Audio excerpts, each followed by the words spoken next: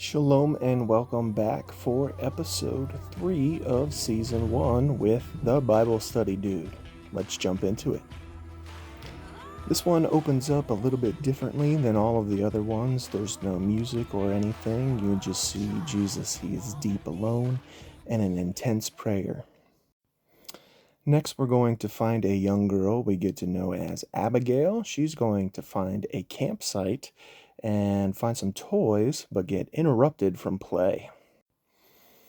Abigail, day after day, is going to keep bringing friends. As you'll see, each day as it passes by, more and more children show up with Abigail. And as Jesus is sitting around talking with the children, he is preaching his gospel to them, answering all the questions that the children have, and he's going to teach them a very familiar prayer. I want to see if you can see which prayer that is. That's it for the pre-show notes. This episode is actually one of the shortest episodes in the entire Chosen series. If you have not downloaded the Chosen app yet, please go download the Chosen app.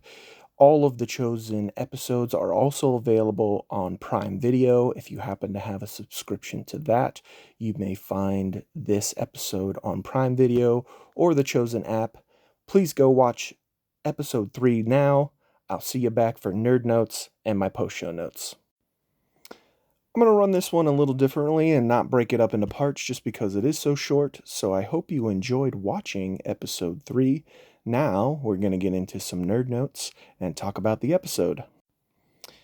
I only have one thing for you in nerd notes for this episode. It is the Shema that Jesus asked if the children knew how to pray.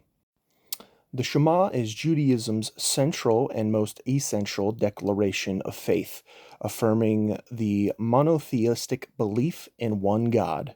It is a prayer and creed that originates from the Torah and is recited daily by observant Jews. The core of the Shema is found in Deuteronomy chapter 6, verse 4, and the full Shema is composed of 3 excerpts from the Torah: Deuteronomy chapter 6, verses 4 through 9, Deuteronomy chapter 11, 13 through 21, and Numbers chapter 15, verses 37 through 41. Now that we've gotten nerd notes out of the way, let's dive into the episode itself and talk about what we watched. I love how Jesus initially invites in Abigail and Joshua, making a prayer out loud that if 2 children should ever pass by, they would have the courage to come say shalom, and then making funny noises to break the tension and ease some of the fears the children were having at coming across a stranger. There are many mentions in the Bible about how Jesus cared for children and commended their faith. Did you happen to catch how the writers of the show slipped in the line, "It is good," when Jesus completed his work? When the children were reciting the Shema, did you see how emotional Jesus got? You know, the Bible tells us to have faith like a child, and I think in that moment, Jesus was living it. Another thing I love about this show is the humanity of Jesus that they bring to light. Did you see how Jesus had cuts and scrapes? How he had sore muscles? He was stretching out at the end of the day. Jesus was the only 200% person to walk this earth. Yes, he was 100% divine, but he was also 100% human, just like you and I. Jesus got scrapes. Jesus got bruises. Jesus had sore muscles. Jesus had to stretch before he worked. Even being 100% God, he's also 100% human. Jesus references healing Mary Magdalene when the children ask, "Where were you yesterday?" He also announces his intentions to start calling the disciples to the children.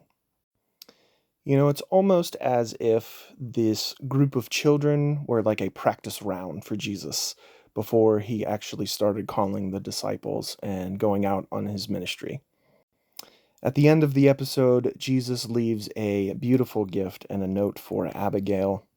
And if you pay close attention, the resemblance of what he left almost looks like a replica of the manger.